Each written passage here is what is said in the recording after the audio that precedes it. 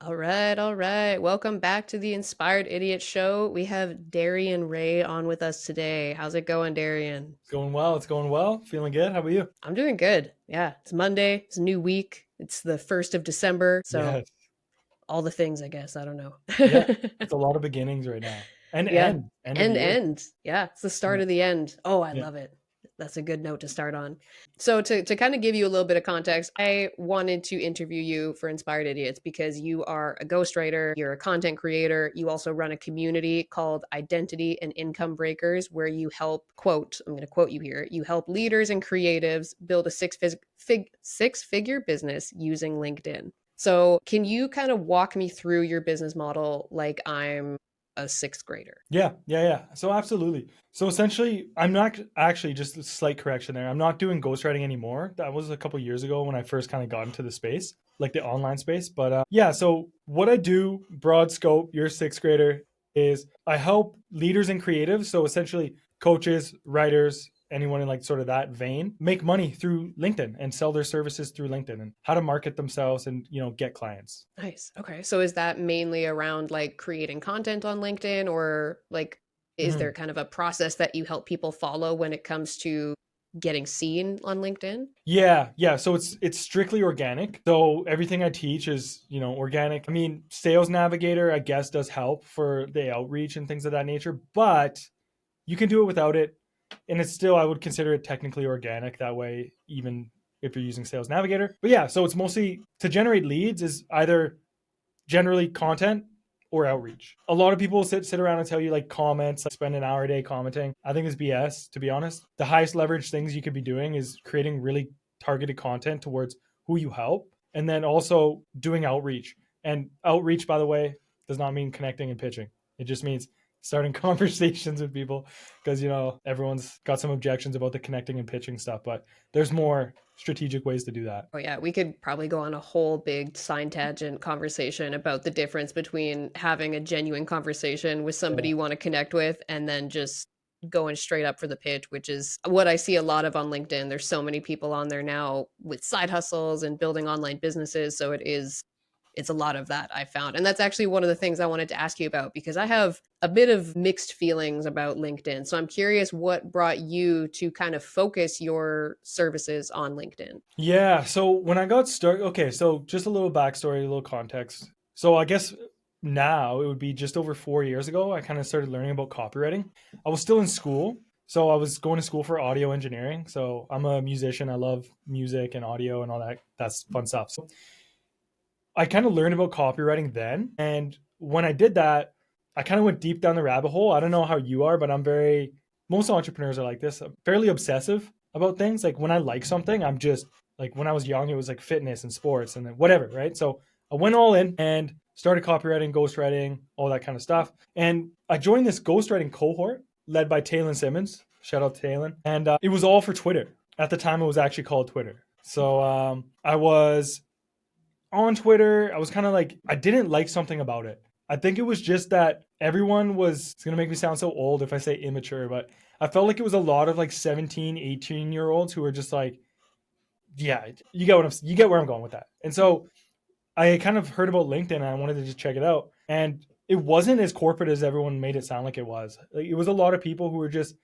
going a little deeper on topics and also fairly supportive. Like the whole community on LinkedIn at the time felt very like everyone was like, "Hey, I see you creating content. I respect you for that." Instead of like bashing you for like Twitter kind of felt. So that's why I chose LinkedIn. It's just I saw the Twitter space early and LinkedIn just felt more like my kind of people were over there. Yeah, I could see how that shift kind of happened because Twitter, I never got super deep into Twitter because it did give me that like doom scrolling vibe and a lot of people that were just kind of like tweeting at each other and yeah, but then you switch over to LinkedIn and it is a lot of people like trying to grow their online business and like supporting other people in online business. So there's definitely more of a supportive crowd over like a internet troll kind of crowd that I think platforms like Twitter Yeah. probably draw in a little bit more of. Yeah, like you could tell a lot of people were trying to troll, very intentional, polarizing hot takes just to go viral. And that was kind of the vibe. And yeah, I also just feel like because of the nature of the platform, of course, on Twitter and stuff, you can do threads, but for the most part, people tweet. And what I really liked about LinkedIn was most of the ideas and the content was more thought out. It was a little bit longer form, still short to medium form, of course, but I felt like people were more intentional with their content over there. And I liked that versus trying to bang out like 3 to 5 tweets a day just to like do content. I'd rather go deeper on one idea. Okay. So what brought you, like, if you can think back to being in Taylon's cohort and then you eventually make the decision that you're going to focus on LinkedIn. So you started then taking ghostwriting clients who wanted to grow on LinkedIn, and that's kind of what led you to what you do today, or can you kind of walk me through that journey? Yeah. So I went to LinkedIn, started ghostwriting. Before even this ghostwriting thing, I was copywriting on Upwork. I was getting all my clients through Upwork. Don't recommend it, but at the time, it wasn't nearly quite like it is now, but also I needed to start. And so when I got to LinkedIn ghostwriting, my first offer was for followers. And then what I noticed was it's kind of a harder sell unless the people you're selling to are already doing well in their business and they just want status. So I was like, okay. But then I noticed as ghostwriting started to grow, everyone was offering followers. And then what they slowly started doing, which is like any offer that starts to get more sophisticated in any market, is everyone just started decreasing the time.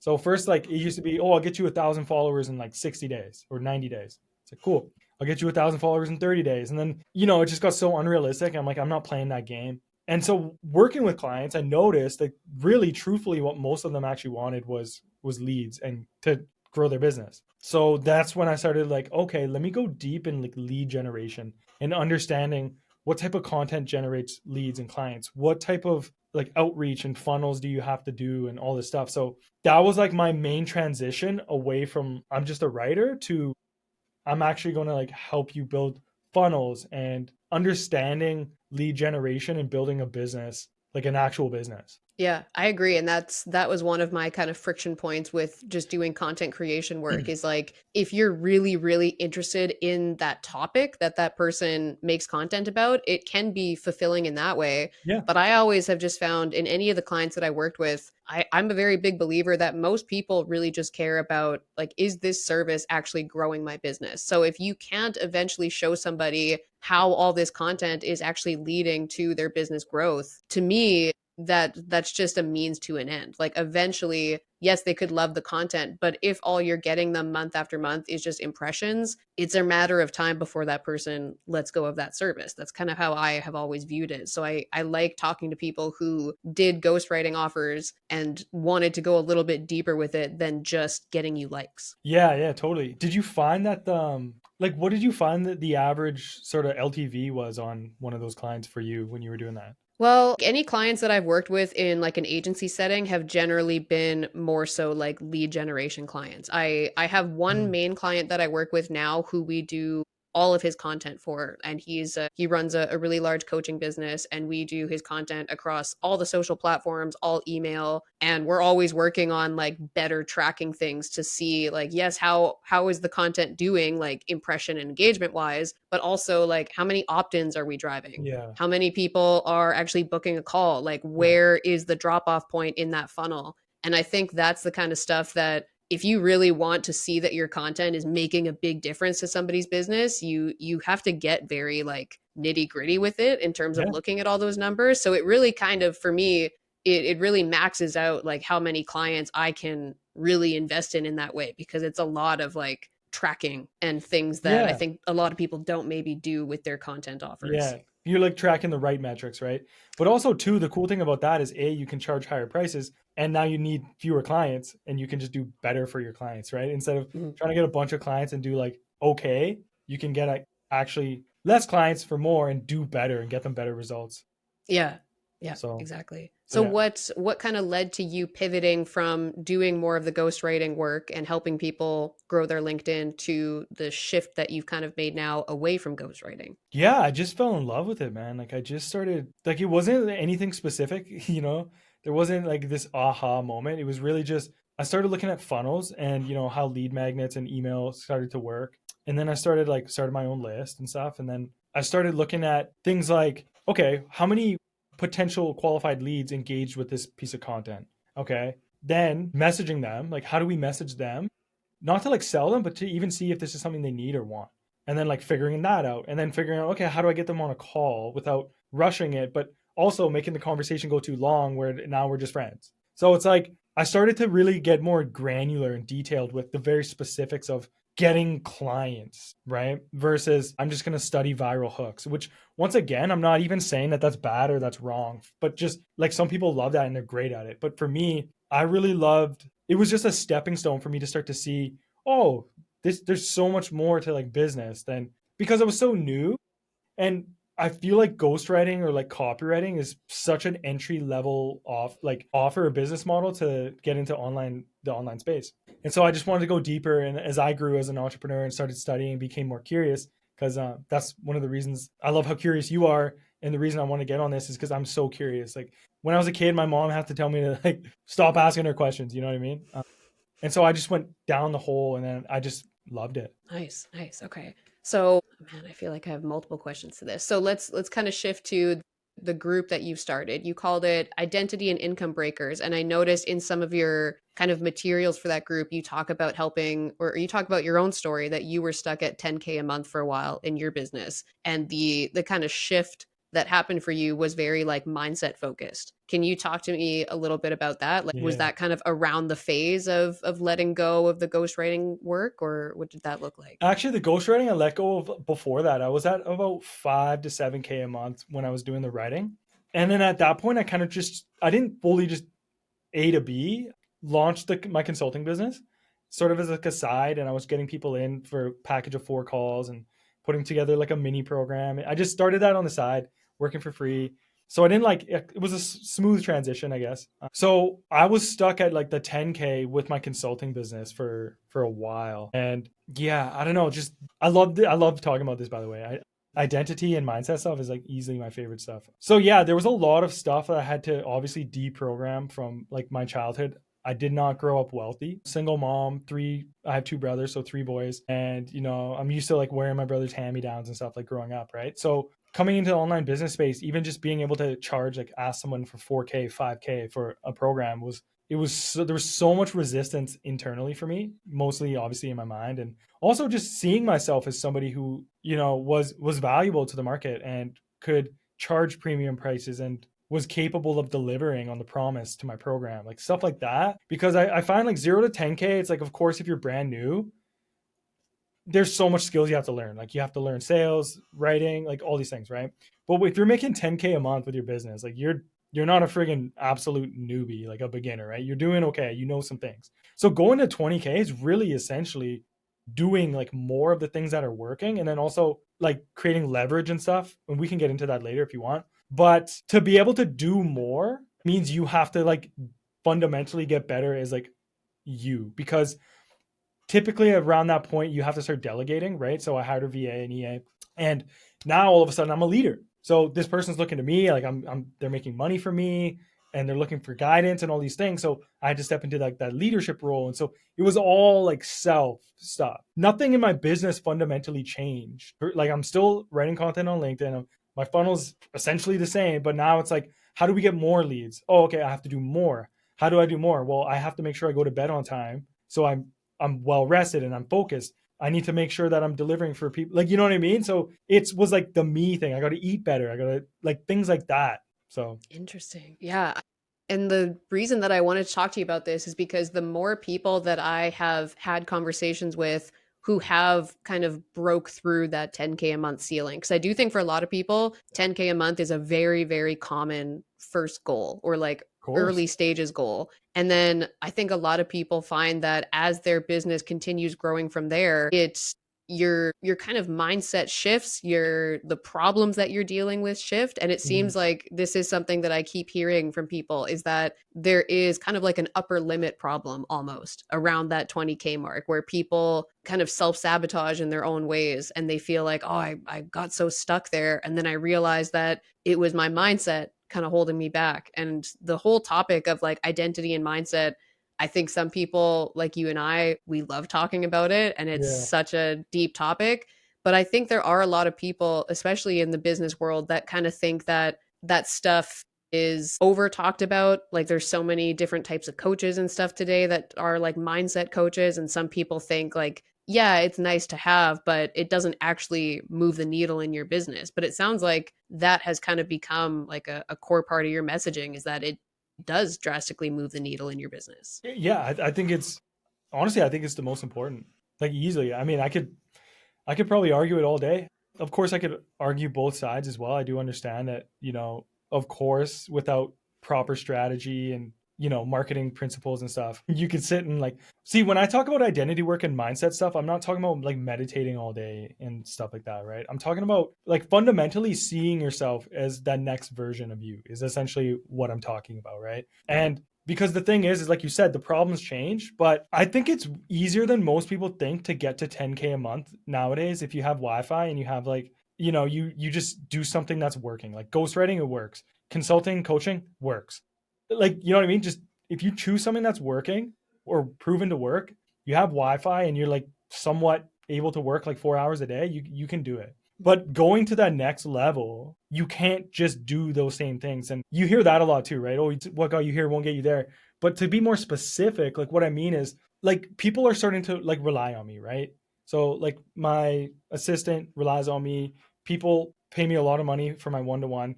They rely on me. If I'm eating like crap, staying up late, doing all these things, they're not getting the best out of me. They're investing a lot of their time and money into me. And so it's like that piece of you needs to step up. And then obviously, like we talked about, like systemizing, leveraging, or creating leverage and all those things. But there's just no way that you can do, if you don't believe that you're worth charging premium prices and all those things, you're never going to get to past 10K. There's just no way. Do you find that that's a really common thing that you help those clients with who invest on one with you? Yeah, I think, see, this is why I'm so like adamant about the identity stuff, right? And it's even in the name of my community, right? Is because every time somebody comes to me and we start working together, every issue that they have in their business is a identity mindset issue. Every single one. So for example, when you join my one-to-one, I have like a whole dashboard. One of the main components in it is like a tracker. So in this tracker, you have to track like everything, like how much outreach are you doing? What is your call like close percentage? Like all these like statistics in the business, right? Metrics. But also underneath that is every single day they have non-negotiables, which is like reading, exercising. I make them create a self-image folder, right? So create this folder, new image of yourself, stuff like that. And they have to mark yes or no if they read it or did that non-negotiable that day, right? So guess what happens? People come in, few days into my program, they're like filling out the spreadsheet, no problem, they're excited, and then they fall off. And so once again, why aren't they sending those outreach messages? I'll ask them. Oh, like there's many different reasons, but once again, every single reason comes back to like a mindset and identity thing. It's like, oh, I don't think my offer is quite right, or oh, I don't know, I just hate selling in the DMs, and oh, whatever it is, and it's all a belief, it's all a mindset. It's always comes back to that. Yeah. Yeah. And that's like the whole topic of like prospecting or like having conversations with people or putting themselves out there to get their offer out there. There is a lot of kind of stories that come up around that, I've noticed. Like one of the Exactly. things that I do is I help people kind of get their first agency client. So I do a lot of conversations around like prospecting and stuff. And I think even just that word really trips people up because they feel like they need to go in like sales mode, Yeah, and they all of a sudden start talking like somebody who's not themselves, and they start sending messages that like deep down they know that they probably wouldn't respond to. It's like we feel like we need to become this other person in order to get clients. And I think it's a really interesting disconnect there, because when people shift and they feel comfortable to just start having conversations like themselves, all of a sudden they feel different about their business in general. Like their whole approach to it changes. totally. Yeah, I mean it's so important. And to give even more context on it. So for example, last year I had a client, her name's Rocky. She came through my program in 10 months, in less than a year. She 9.9x her coaching income organically through LinkedIn. Okay. Same exact system. I had another client come through, right? She couldn't stay consistent on LinkedIn. She didn't end up landing a client throughout the whole program. And but the training was exactly the same. I didn't teach them anything different. One 9.9x their income, the other one didn't land a client. That's how I know that it's not the business strategy. It's not the tactics. It's not the like. Don't get me wrong, they matter, and everything that I teach is like proven to work. It's worked for me and it's worked for most of my clients, right? But that's how I can tell you specifically like the real results are going to come from the mindset and the inner shifts, not the YouTube nowadays has hundreds of thousands of videos that can show you how to get clients on LinkedIn, how to start a e-com business, whatever. Like there's no lack of information. It's it's people actually doing the inner work to become the person who can actually get those results. That's the thing. Well, and I think what you described there with your process kind of touches on an important point too. It is the inner work, but it's also accountability, Yeah. because the kind of problem with all the information out there today is that it is really easy to just stay in that research mode and convince Totally. yourself like, well, I'm still learning, or I'm going to finish this course, or I need more information about whatever, and it becomes almost like a comfort zone disguised as productivity.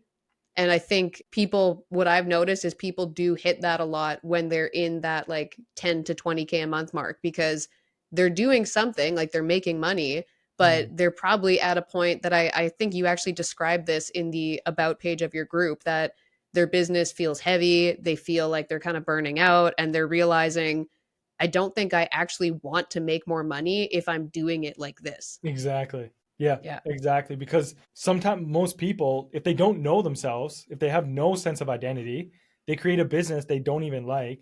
And now they're like, oh, I want to scale it. It's like, oh, you want to scale this thing you hate already? And like, it just doesn't make sense, right? So, Yeah. Do you find that like the people who, invest in working one-on-one with you, do you find that they always already have their own offer, or are they kind of like doing a bunch of stuff? yeah, most of them are actually just doing one offer. Yeah, which is really actually, believe it or not, kind of rare. Or like you wouldn't think that, right? Because I do believe that most people get to 10K per month doing like a couple things or three different things, right? Because it's just yeah, I don't want to say it's easier that way, but most people just tend to do that.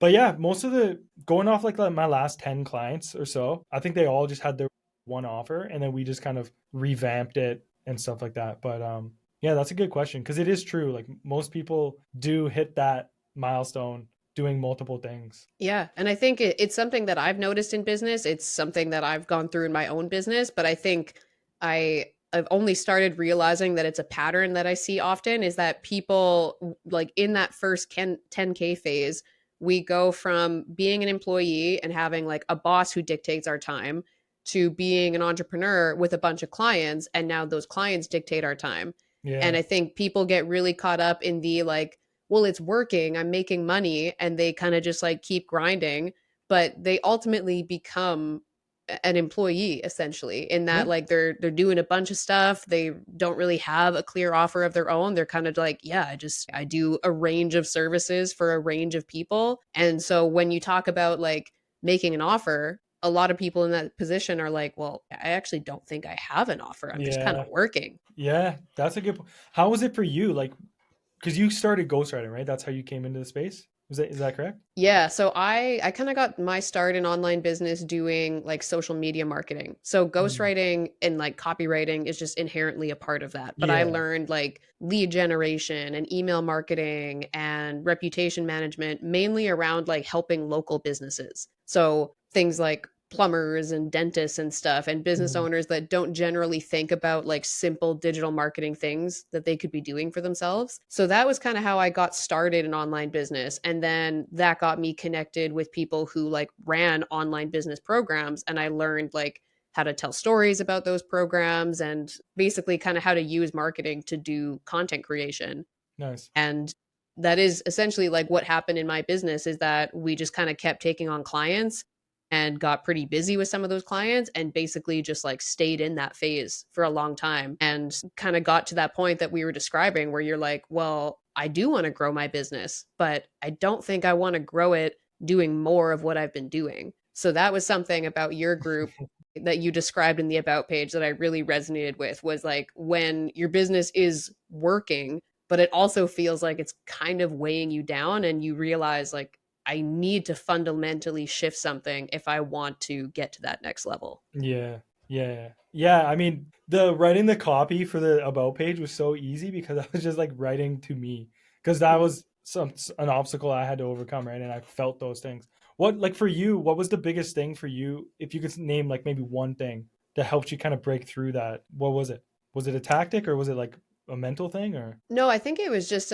like asking myself the question, do I want do I want to keep building what I've been building? Hmm. Because I think like everything you do in your business does teach you something and you carry it forward with you in some way. But I think kind of taking time to like pause and reassess and be like, do I actually like the path that I'm going down though? Like, do I want to create more of this? Or is there certain things that I'm doing every week that I feel like just drain me and I don't really Yeah. look forward to doing? And I think it's easy for us to get caught up in that because when you make that shift from being an employee to being an entrepreneur, just making money and just getting to 10K feels like why like you can get really caught up on that hamster wheel because you're like, well, it's working, like I'm doing it. So it's Yeah. hard to walk away from it. It becomes like a comfort thing, I think. Yeah. Okay, cool. Yeah. So I was actually that was actually one of the exact testimonial that you just mentioned of somebody 9.9xing her income. I made a note of it here because I was like, oh, I got to ask him about that. So if you could think about that client, like it sounds like you have kind of a loose process that you take people through in terms of the training, but then it Yeah. is a lot of one-on-one work as well. So if you think about that client, was there anything particular that you remember like really working on with them or like really helping them with that then kind of helped them surge like that? Yeah, I mean, she was like my dream client, honestly, because she was an executive coach, okay? She came from a very corporate background, but she had a lot of success in that world. And so when she joined, because she came from such a high level like corporate thing, there was no issue for her of like getting the work done or like, you know what I mean? She showed up to every call, she did everything I asked her. She did it fast. So for her, it was more just like, okay, here's what you need to do, like because she was so new to marketing and she had just recently made the transition from corporate to like coaching. So for her it was like she already had the experience and she already had everything, but she just didn't know like, how do I write content, how do I market myself, how do I create an offer, right? And for me that's like my bread and butter, right? So that was just like, oh, okay, let's do this. We tailored it to her, who she wanted to work with, and she just took action. Man, it's so crazy. Like the more like I work with people and the more people I work with, one of my the only traits I'm looking for at this point is somebody who just takes action. That's really like I can get you so much better results if you just do the work. Yeah. Yeah, So it's true. I feel like I say that on repeat in my content is that like the number one trait that you can absorb that will like drastically change your life no matter what you're trying to do is literally just do the things you say you're going to do. yeah, Because when you become somebody that you actually trust in that like when you say you're going to do something, you believe that you're going to follow yeah, through with it. When you become that person, like shit changes drastically. your confidence, man, and just like yeah, having integrity with your own word. And once Mhm. again, though, right? That's an identity shift, right? It's a mindset thing. So do you find like with clients like that, well, you said that you were also helping that particular client build their offer. So I guess how you said like that's kind of part of your bread and butter is helping people figure out like what is the offer and then like creating that messaging around it. So how do you take somebody who maybe doesn't have their offer figured out yet? Is there like a kind of process that you walk through to know like, okay, this is a really good offer. This is what we should move forward with? Yeah, yeah, yeah. Yeah, I built a lot of offers for myself and my clients over the years. So I've gotten pretty good at it. Of course, there's only so much you can do till you bring it to the market and see what the market says. Yeah, so essentially when someone joins, if you're kind of asking more about my framework, right? I call it the ascension triangle. So essentially what it covers three pillars, just like a triangle would have three sides. So it's leads, right? So that's going to be outreach, content like we talked about, and then offer. And then the other side is going to be leverage, so creating systems, SOPs, and delegating.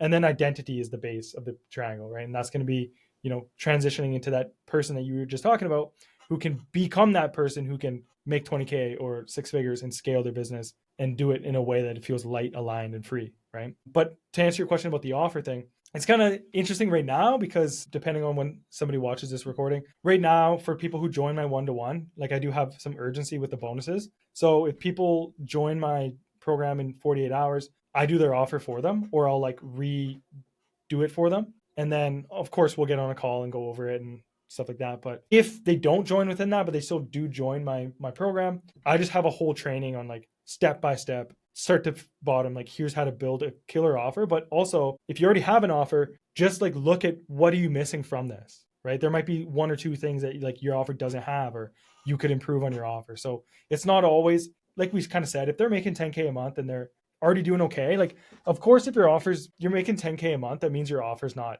mind blowing, right? Because you will be making more money. So there's obviously things that can be improved. And so it's like, I've just helped them with that.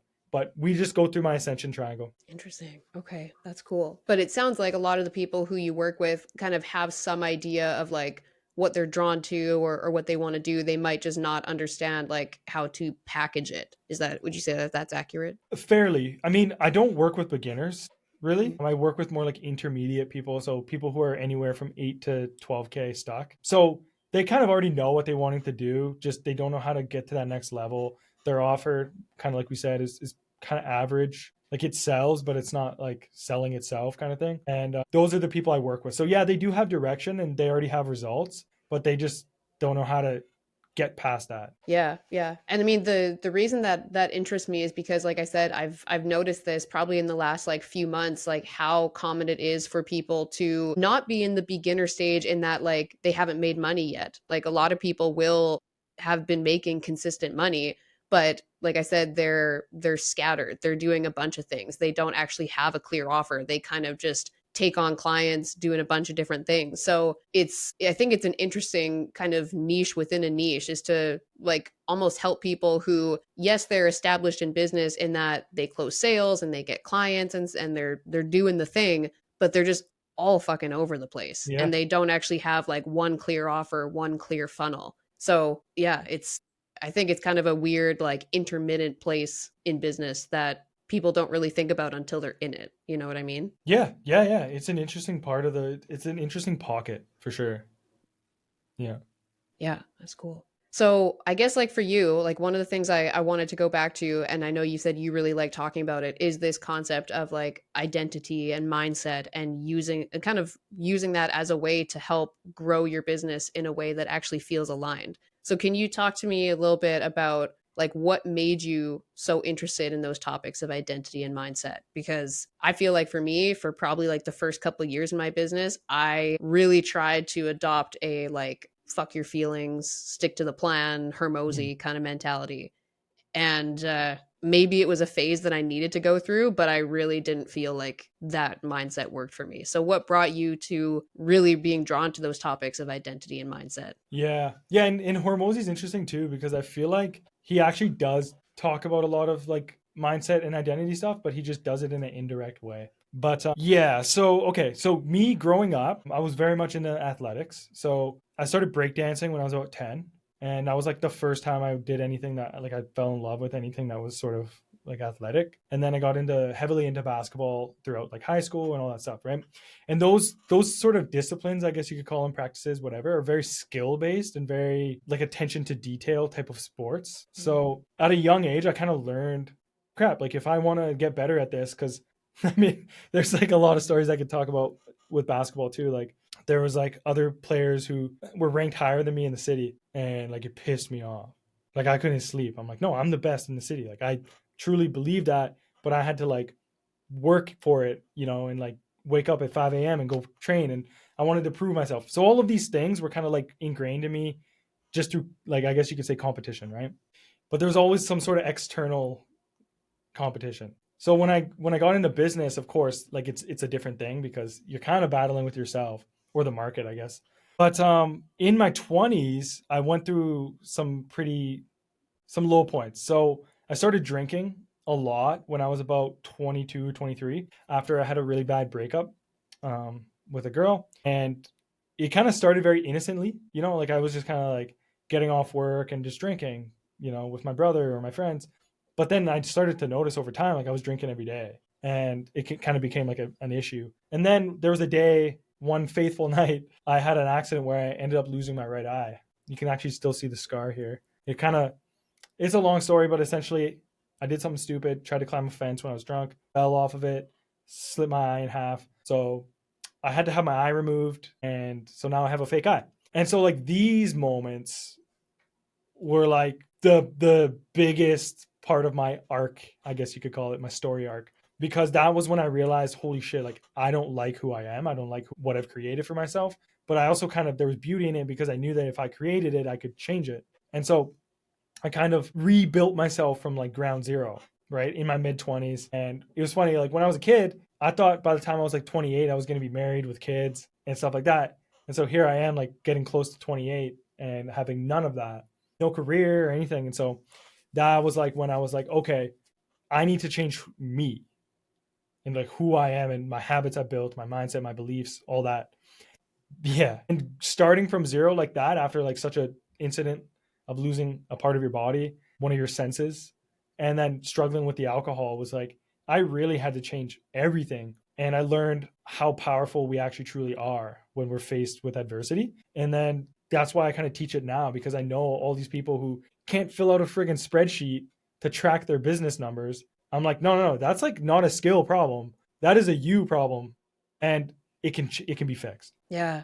Yeah. Wow, that's powerful. It's really unfortunate, but kind of amazing how many of us almost need to hit like some kind of rock bottom point though, in some way in our life for us to be like, holy shit, I have the power to change this. Like it doesn't even have to be, you know, losing your eye necessarily, but like I had kind of a similar realization in my late 20s where I just realized like I don't really like the life that I'm building. I felt Yeah. like I was trying to fit myself into the whole 9 to 5 thing and I was going to like kill the corporate world, but like even when I got a position that I thought was going to be like my dream job, I still was like, man, I just don't feel like this is it. And I was just kind of realize like nobody's going to come and just like hand me the life that I want. Like I can sit here and complain about all the things that I don't like, Yeah. or I can start getting curious about like, okay, well, what else could I build? And then that opens up a whole kind of, you know, it cracks open the identity shell of being willing to be a little bit different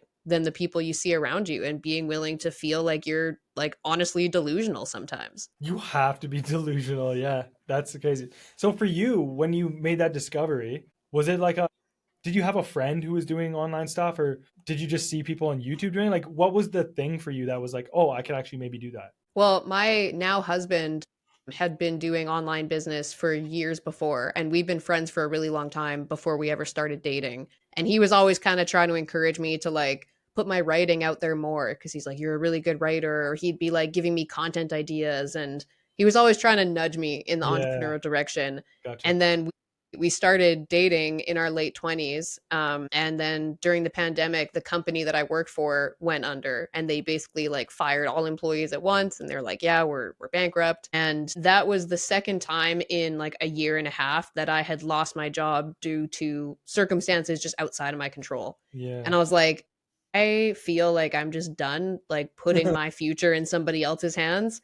And like as scary as it was and everything, I just felt this weird like it just felt like the universe was like pushing me out the door. It's like, "Hey, you've been thinking about doing something on your own for so long, like it's time to go." And at that point, we just talked and we were like, "Hey, let's like do business together." And then we started in that SMMA program and that was just kind of what launched it. And then it's just been, you know, kind of phasing from one thing to another and just like figuring it out as we go. Cool. So you guys work together, and that's awesome. Okay, sweet. Yeah, that's a Sweet. whole other thing. How to run a business with your spouse without just ruining them both, you know? Yeah. Well, my girlfriend's actually my EA. Oh yeah? Yeah. So like, it's Nice. been, that's kind of why I'm asking, because like navigating that's kind of tricky too, because yeah, you want to separate the two, but at the same time, it's like it's kind of hard to, right? So Yeah, and I mean, it's I don't think it's something that anybody can like really give you a roadmap for. And I no. think this is true in like any online business that it's really tempting to try to just learn from everybody. And when you feel like you're not doing something right, the easiest thing is to like go look at how somebody else is doing it. I think that there's a lot that you can learn from somebody else's experience, but I think that can become a stall in itself of just Yeah, like totally. continually trying to learn from everybody because you're going to get so much conflicting advice about the best way to do this and the best way to grow and like what you should be focusing on right now. So I think there's something to be said for learning from other people, but I think there's something to be said for just trusting that like you're going to figure out how to make it work for you. Yeah, yeah. I mean, of course, yeah. I mean, that's such an interesting conversation too, because like I always tell my clients, pick 1 to 3 mentors for like anything in your life, like whatever outside of business. You know, if you're like you're in the fitness kind of, you're into fitness, right? Like I've seen some of your content, right? So like if you find 1 to 3 like fitness influencers or experts that you really like you're going to probably get all the knowledge you need, right? And the thing I always tell them too is don't just pick 1 to 3 mentors, but look at the concepts and the principles they're teaching versus what exactly they're doing. Because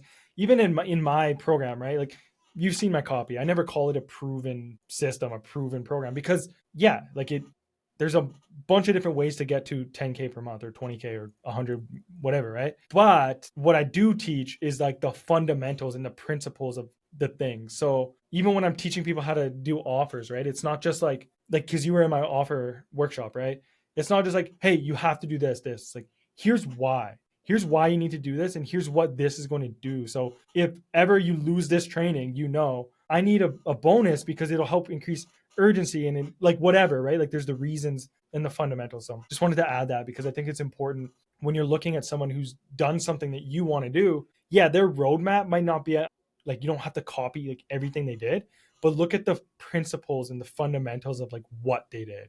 It's like, oh, they did one offer and they didn't switch to group until they hit 10K. It's Mhm. like, oh, okay, I'll do that instead of like, oh, let me copy their offer and their messaging and like, right? So, Yeah, yeah. I think that you like something that I try to think about when I'm looking at like mentors or people that I am like absorbing their perspectives is like, do I want to like do I feel aligned with the way this person approached their business though? yeah, So I think that's a really big thing is like the example I use is, if I have a mentor and I'm learning from him on how to build a business, and he's built a successful business, but he's been divorced 5 times and yeah, he's extremely overweight, then like, okay, do I want to learn how to do this the way that he did it though? Like, do I want his overall result, not just his monetary results? And I think that's kind of something too that people, I think I've definitely gotten caught up in is like really just getting caught up in the money game. And I think that's where you then kind of eventually stand up and look around once in a while and you're like, well, I don't know if I like what I'm building though, because I've just been so focused on the money part of it. Do you know what I mean? yeah. And you don't even realize it till you're there and you're just like looking around. You're like, the whole internet's telling me I need to scale. And then you're like, but do I want to scale this business? Like, you know what I mean? It's like, I don't like this already. Do I want to do more of this? Hmm. So, yeah. Yeah. I'm curious for you, was there something that you were ever doing in your business that you stopped doing even though it was making you money? Yeah, many times. I mean, I've like fired clients before, some clients who were paying me really well just because they weren't aligned, they weren't taking action, they weren't, yeah. It's so weird. It's so weird how some people, a little bit of a side note, but how people will just pay you a bunch of money and then just like not do the work, but it's like, I don't know if it's a status thing for them or like, yeah, I'm in this coaching program or like so they can talk. I don't know what it is, but it's very interesting. But yeah, I fired clients and some of them who were paying me really well. I would say even the ghostwriting, to be honest, I could have probably turned that into an agency if I really wanted to. But once again, I don't want a ghostwriting agency. I don't want, like, I already think the back and forth enough is bad enough when you're doing ghostwriting. They send you edits and then they have to approve it. And then you have to get on calls with them and all, whatever, right? So yeah, I would say those two are the first things that come to mind is like switching from ghostwriting because it was doing well. And then yeah, just letting go of clients. Yeah.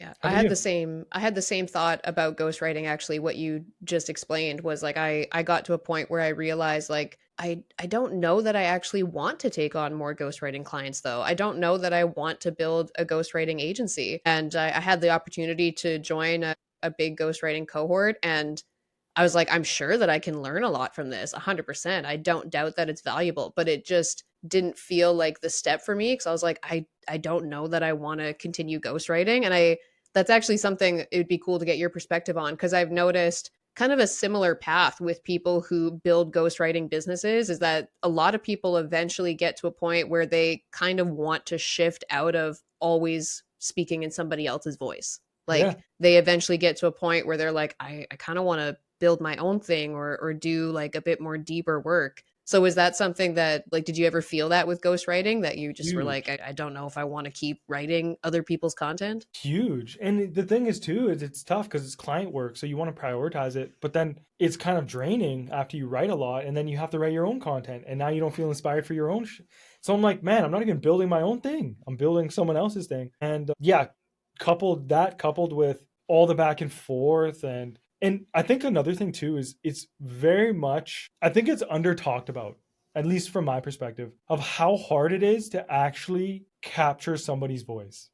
Mhm. Like, because it's borderline impossible, right? Like, you can't actually get into someone's brain. Like, don't get me wrong, of course there are people who are really good at it. I'm not saying that, but I'm saying it takes time, and you have to really be very intentional with trying to become that person, right? And I think a lot of people actually aren't very good at it. And for me personally, one of the hardest things for me when I was writing content was to like not write it how I wanted to write it, right? And be like, oh, I know this hook will do better, or no, I'll say, or like for example, one of the guys I was writing for was like had built like a 7-figure business and exited from South America, and he like, I'm very punchy, like I like to write very punchy, very short, concise, and very like to the point, where he was more drawn out, long, and so I'm like, oh, this isn't going to perform as well, and all these beliefs I have about content, now I'm having to like, you know what I mean? So I was just like, man, I don't want to do this anymore. Do you think it makes a big difference in ghostwriting though if you're actually like really interested in the topic that that person's Yeah. content is around?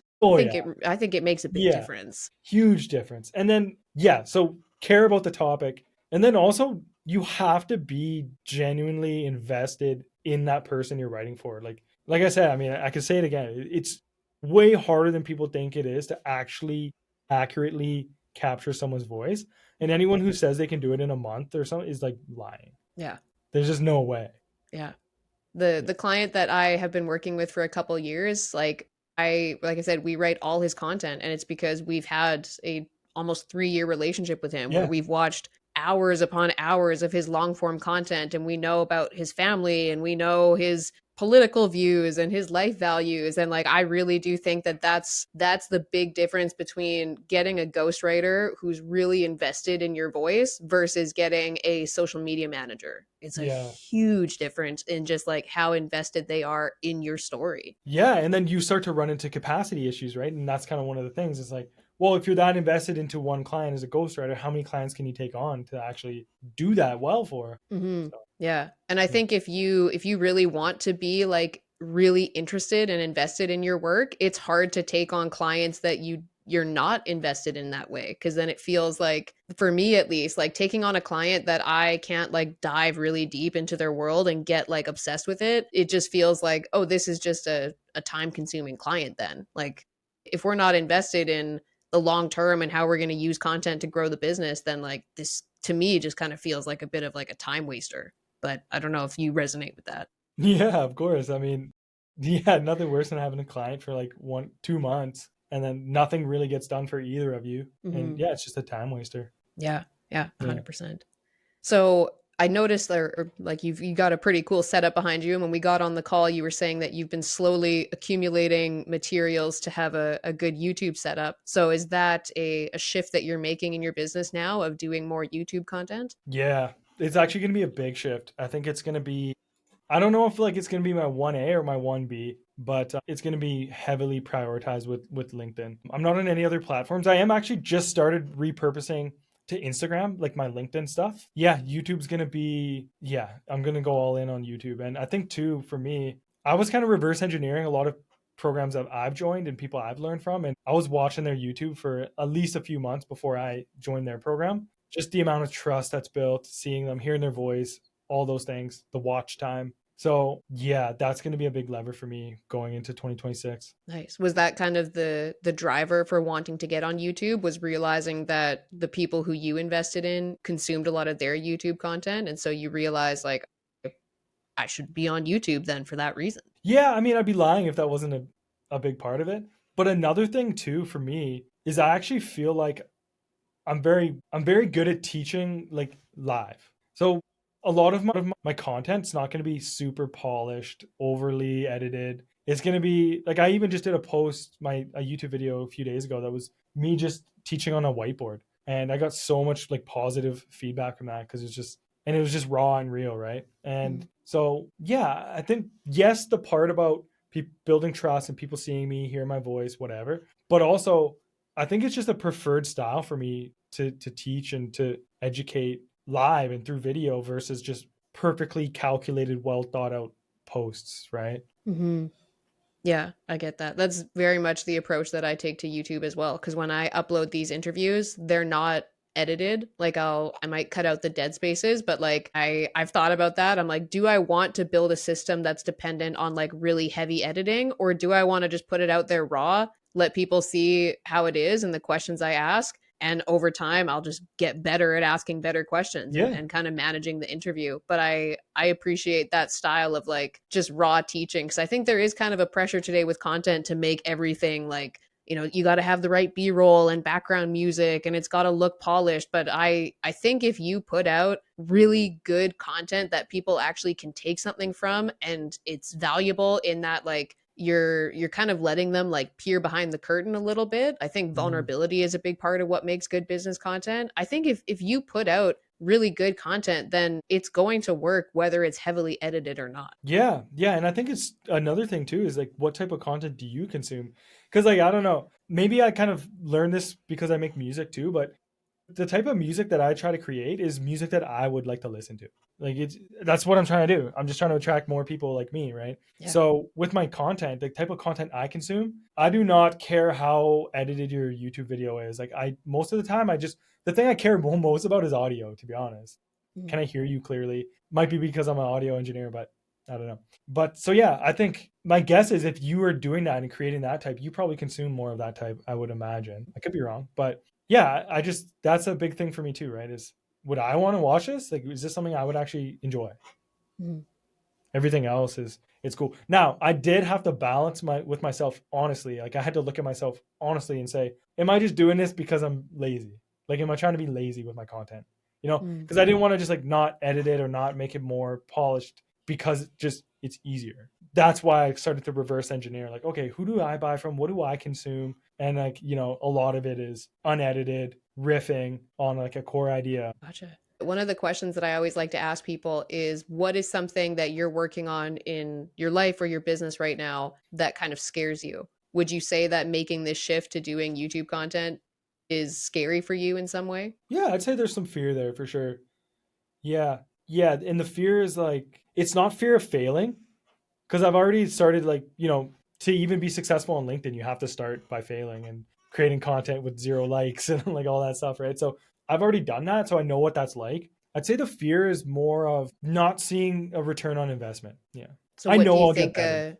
what do you think a return on investment would look like for you on YouTube? Clients or like community joins. So my funnel right now is like social media goes to my school community, right? My Mhm. free community. So I have a question when you sign up, where did you find me? I recently added that since I'm branching away from LinkedIn because I want to start tracking like how many am I getting from YouTube, how many, right? So that's it. I do not care about going viral. I don't care how many views my video gets. I don't care if I get 30 views on a video, but if I get 2 community members, that's like huge for me. So that's when I say ROI, that's what I mean. Okay, gotcha. So that's what all of your content kind of points to right now, is to your school community. That's where people can get a little bit more access to you. You have some trainings in there.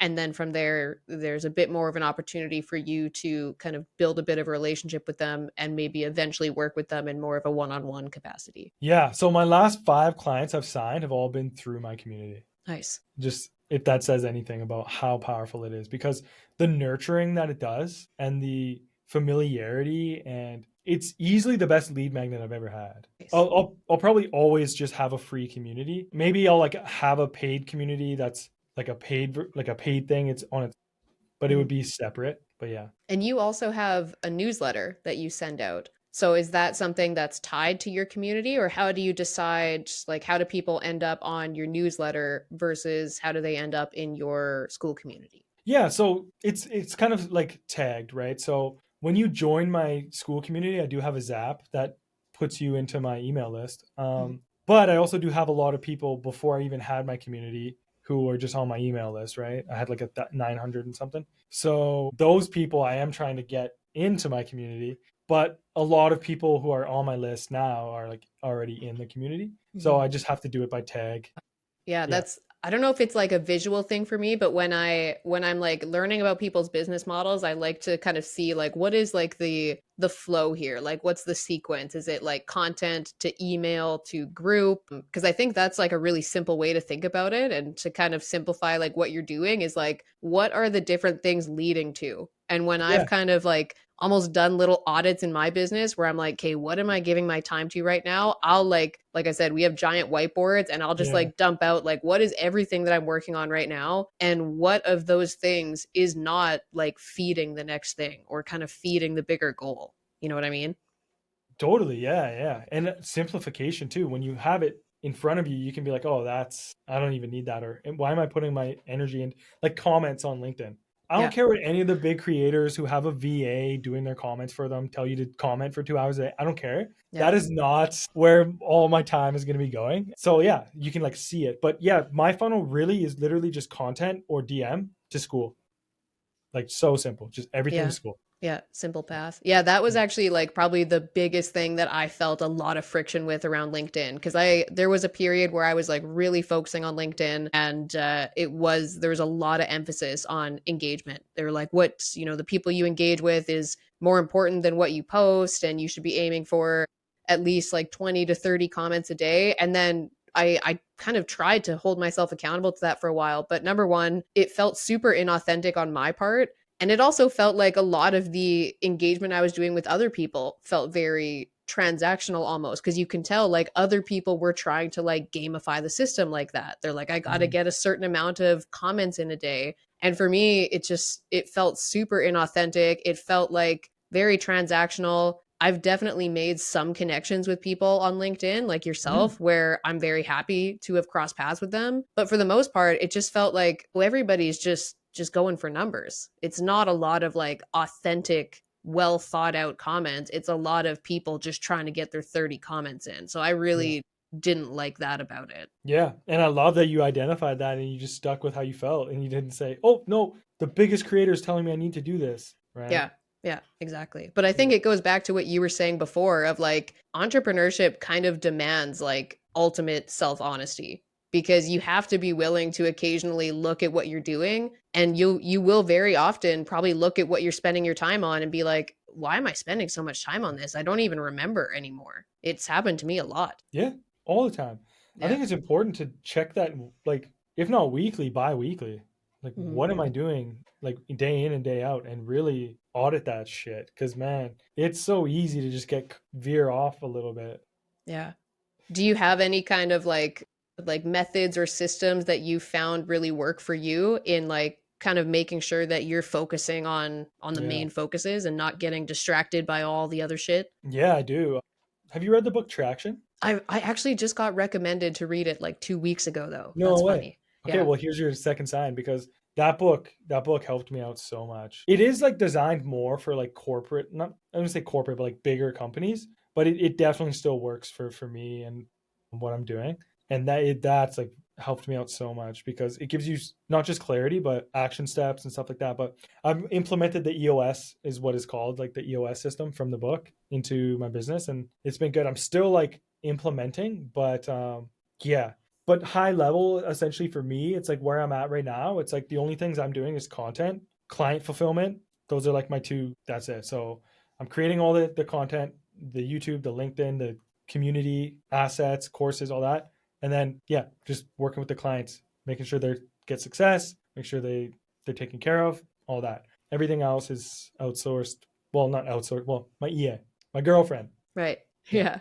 Yeah, we have a kind of a similarity there in that my EA is my sister. So it's pretty cool kind of sending work to somebody that you're like, I genuinely want to see you succeed and I'm Yeah, invested in your success. It's a whole other thing, like we were talking about totally. before, the blurred lines of doing business with your family members. Is she younger or older? She's older. Okay, Yeah. nice. Yeah, it's cool. That's So, kind of a cool connection. Cool. Well, one of the last questions that I always like to ask people is just if you could give any piece of advice to people who kind of feel like inspired idiots, like they're trying to build their unrealistic life, what would you say to those people based on your own experience? yeah, it's a good one. It's a really good one. The first thing that comes to mind when you ask that is kind of like we talked about being delusional, but to be more specific is like just don't listen to what other people say or think about what you're trying to do. Because, like early on when I finished school and I was going into entrepreneurship, right? I had no job lined up, I had nothing. I was just like, I'm doing this. And I told like my family and my friends. And, after a couple months when I hadn't landed my first client, they'd be like, "Hey, how's the business going?" And I'll be like, "Oh, it's coming, I swear." And then they're like, a couple months later, it's like, "Hey," so they're kind of nudging like, "Hey, maybe you should get like a part-time job or whatever," right? But I was like so convinced. I bet on me. I knew that I was going to succeed. I knew it. Like I didn't have a doubt. But their doubts were, if I wasn't like so delusional and like had the ability to not care what they thought or whatever, it may have affected me, right? And then I remember when I finally started like making decent money, like 5K a month, like fully able to support myself, my brother was like, "Man, I could never have done that. Like I could never have just gone 5 months without anything lined up." Like I was like, "I don't know how you did it." I'm like, "Because I knew I wasn't going to fail." And so that's the biggest thing, because no matter how inspired you are, you have to have the belief that you can do it. And there's going to be a lot of people, and even reality is probably not even going to show you it for a bit, until there's like a delay between what you want, the action you take, and getting it. So that delay is the most important part, because that's the part where you have to be delusional. Yeah. I think there's a distinction there, though. Something that I found to be true is that if you have a goal that you have never seen yourself do yet, it feels hard for you to believe that it's possible because, like, it's going to feel unrealistic until you actually see yourself do it. So I think people get kind of confused with this whole like believe in yourself. Like you don't have to believe if you've never seen yourself hit 10K before, you don't have to believe that like you're going to get there by a certain point. All you have to actually believe in is that you're going to hold yourself accountable to figuring it out. I think that's the first bar that I always tell people to focus on is like if that's never been realistic for you before, then like you don't need to believe right now that you're going to hit 10K. You need to believe that you're actually going to hold yourself accountable to trying and not giving up, because I think people have this kind of perception of failure that like, I'm afraid to fail. I'm like, no, you're not. You're just afraid of what you think failure will make you look like. But Yeah, like the status. entrepreneurship is full of constant failures. If you can have the mindset though that you're going to fail and you're just going to figure it out, Mm-hmm. that's really all you need to believe in the beginning, is that you're capable of that and you're somebody who's going to hold yourself accountable. Because once you start actually believing that and you start like becoming somebody that you honestly trust, then all of a sudden you see yourself start to hit those goals. Yeah, it becomes inevitable. Like you're going to get there. It's not a matter of like if, it's just when, right? Yeah. Yeah, Yeah, that's a cool exactly. reframe. How about you though? What was that for you? What do you give your audience if I were to ask you that same question? I would say the underlying kind of line of Inspired Idiots is you don't have to know what you're doing. You can just do it anyway. Because I think the trap that I've seen people get trapped in, or like some people I've spoken to will tell me, yeah, I've wanted to start my business for 20 years and I just never did it. Same. Because we tell ourselves things like I'm not ready to do it, or like there's something more I need to learn, or like I can't start because I don't know how. But the people that I've seen like really make dope shit happen and like build big businesses or do something that once felt unrealistic, the common thread is that they were always just willing to try even though they didn't feel like they knew what they were doing. So I think that's where the idea of like being an inspired idiot comes from, is like just be willing to look like a beginner and do it even though you don't know what you're doing. And if you can hold on to that mindset of like, I'm just going to be an inspired idiot and I'm just going to figure it out, and I'm going to maybe feel like an imposter sometimes, but it's just because I'm new. I think if more people adopted that mindset, we would see more people actually building businesses because they wouldn't give up at the first sign of like failure. You know what I mean? Yeah, sick. Yeah. Love it. Yeah. That's Inspired Idiots. But so if anybody wanted to learn a little bit more about working with you, what you do, how you help people, the best place to send them would be then to your school group, right? Absolutely. Okay. Yep. There's a lot of free training in there. There's a community of other creatives and leaders, and yeah, you can get a better grip on not just what I do, but the path for you moving forward, and if you want to grow using LinkedIn. So it's all in there. Nice. Okay, cool. Well, I will plug that in all the show notes. I'm going to go ahead and hit stop on the recording now, but thank you so much again for coming on Thank with me. you. This was cool. Thanks for having me.